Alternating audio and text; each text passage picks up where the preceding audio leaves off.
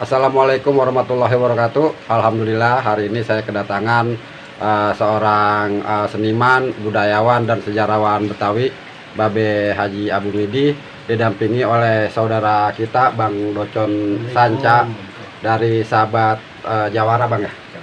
Oke, selanjutnya kita bincang-bincang soal Betawi bersama Babe Abu Midi selaku sejarawan dan budayawan Betawi. Yuk disimak obrolannya.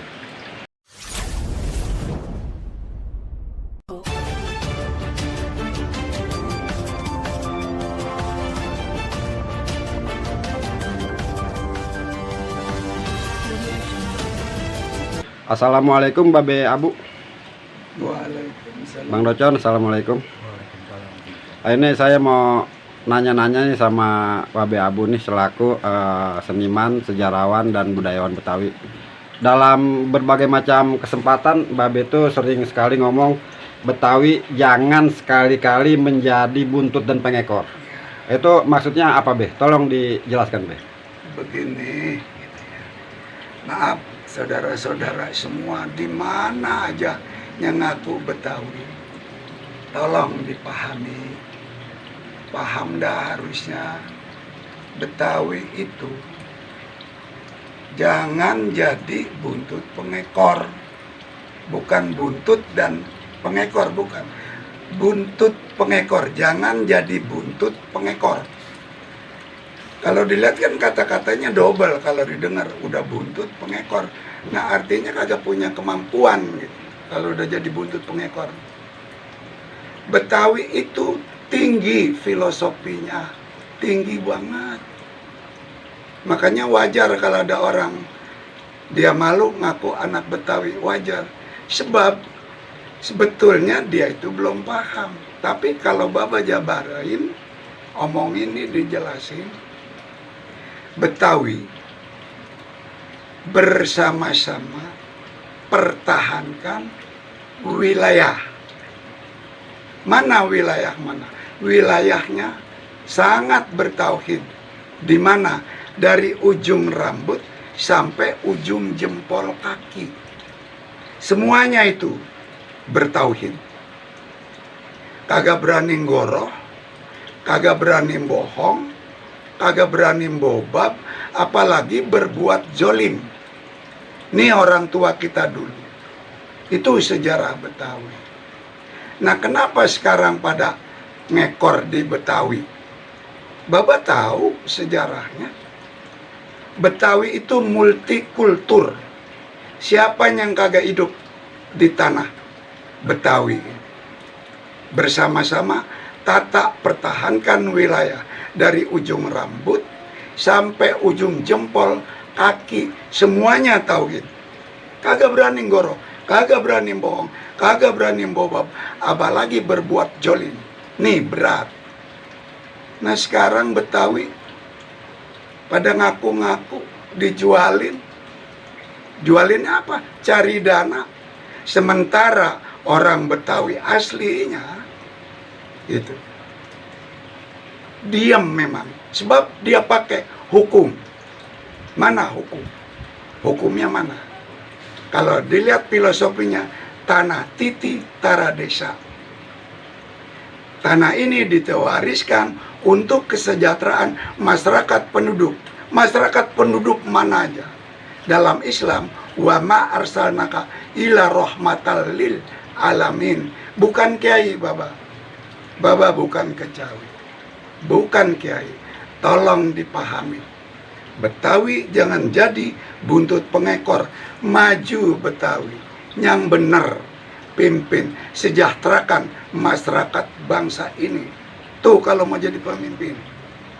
Itu Babe sering sekali mengungkapkan istilah itu, Betawi jangan menjadi buntut dan pengekor. Apa selama ini Babe melihat banyak orang-orang Betawi yang jadi buntut dan pengekor, Be? Banyak. Bahkan bukan jadi buntut pengekor. Malah ada yang kagak sama sekali, jadi buntut kagak, jadi ekor kagak, apalagi jadi kepala. Kagak ada. Kagak ada. Lihat semuanya lini pekerjaan. Betawi cuma jadi security, lihat semua lini ekonomi. Betawi cuma jadi tukang kuli gitu. Nah, kenapa ini? Karena nggak paham gitu. Agama diagamain, akhirnya dipecah belah. Siapa yang memecah belah? Ada oknum yang memanfaatkan di wilayah Jakarta ini. Jakarta itu apa juga? Dia kata, siapa yang menamakan Jakarta? Jadi, kalau Baba bilang lagi-lagi, Betawi jangan jadi buntut pengekor. Majulah yang benar. Anak ponakan cucu, barangkali pendidikannya sekarang cukupan, itu kita dorong. Itu kita majuin. Lah ini ngaku tinggal di sini di Kebayoran Lama, ternyata ya memang multikultur, tapi buat kepentingan pribadinya, citra dirinya sendiri. Gitu. Betawinya nggak ada. Jadi Buktinya mana? Buktinya mana? Seni Betawi itu apa? Gitu. Topeng itu apa? Lenong itu apa? Betawi mah tata pertahankan wilayah. Dari ujung rambut sampai ujung jempol. Bertauhid. Gitu. Nah, tadi Babe bilang bahwasanya memang kita masih termarginalkan secara sosial dan ekonomi gitu Iya. kan. Secara sosial ya banyak orang kita juga yang memang kita paham lah, apalagi kondisi sekarang. Terus secara ekonomi juga masih bekerja di lini-lini bawah ya, seperti Lini-lini bawah. jawara-jawara kita aja masih banyak yang cuma sebatas security kan Banyak. gitu kan ya. Sementara di sektor lain ya sebatas kuli lah. Jarang sekali orang Betawi yang jadi manajer, apalagi direktur utama ya. Iya. Bukan yang nggak ada tapi jarang sekali kan gitu. Jarang. Sebetulnya dulu udah muncul ya, seperti aktris seni Elia Rohali. Iya, Alia Rohari. Ya, kagak nongol, dibekem lagi. Dan banyak lagi seperti siapa? Mandra juga difitnah. Nah, sekarang kita di Kebayoran Lama. Elia Rohali itu kan di Palmerah. Masih bilangan kita Kebayoran Lama. Yang di sini ini nggak ada. Nah, terus kan sekarang Babe lihat sendiri selaku pemerhati juga masalah kebetawian gitu kan. Itu kan hampir banyak sekali tumbuh ormas semenjak adanya Undang-Undang Otonomi Daerah. Bahkan di Bamu sendiri itu sudah masuk di situ sekitar 98 ormas.